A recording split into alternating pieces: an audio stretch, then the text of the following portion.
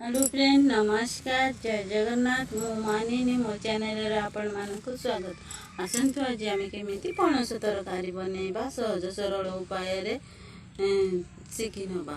तो फ्रेंड ए video start कर piece piece काटिकी चूल्ही रे पानी दे हलदी गुंडा दे भड़कई दे भड़कई देले तार कषा अंशटा पानी की टाणी नवा आ तरकारी कले कषा लगभग। तापर मुझे काढ़ी नौची किसी समय भड़कई देवे तापर मु काढ़ी नौची भड़कई काढ़ी नेली। तापर ए कड़े मु तेल पकाउची देखो सोरिष तेल पकई देइची। तेल गरम हो गला परे मु फुटण पकईबी टिके गरम हो जाऊ। गरम हो गला मु से फुटण पकाउची देखो सोरिष जीरा तापर तेजपत्र पकाउची कंचा लंका पियाज पकई फुटण को पियाज ब्राउन कलर हो गला मैं अदा रसुन पियाज पेस्ट पकाउची रसुन पियाज पेस्ट पकई दउची। ता देहरे मु हलदी पाउडर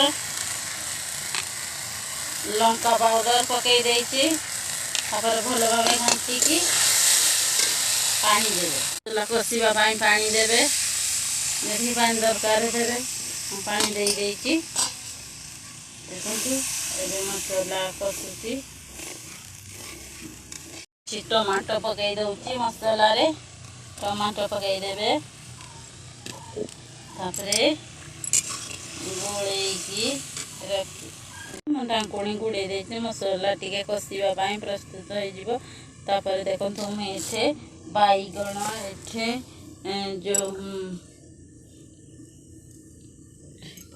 आलू आउ पणस काटिकी रखी आलू देख छोट छोट पणस काटी आ छोट छोट पीस आलू काटी पणस जमी काटी आलू सेमती काटी कला आधे परिवा पकईवा पणस देदेली तापर आलू दे देइची बैगण दे दउची तापर स्वाद अनुसार जी लुण दरकार से लुण पकईदेवे। लुण दौची ब्रह्मा विष्णु महेश्वर कही लुण पकईबे आपणकर तरकारी केबे लुणिया हबनी भल भाव घांटी नेबे। एबे ढाकुणी घोड़े दउची घोड़े भल से कषि नेइची। एबे आदे पानी दबा जतिकी टिके सिझिबा पाई पानी दे दउची जतिकी दरकार पानी देवे देखिकी मु पानी दे देली। भल से घांटी नेबे जेहेतु आम पानी जो सिझे पणस अल्प पानी देवे तापर ढाकुणी घोड़े देवे ढाकुणी घोड़े देउची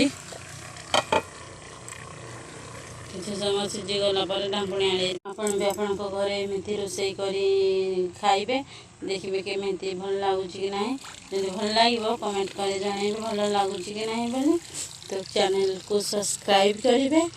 तो फ्रेंड ए चलते चाखा केमी लगुच नवा केमी लगुच आगक एमती वीडियो देखापी चैनल टी सब्सक्राइब करेंगे जहाँफल प्रथम वीडियो आपण पहुँच। तो फ्रेंड टेस्ट कर टेस्टी लगुच रोचे फ्रेंड नेक्स्ट वीडियो देख।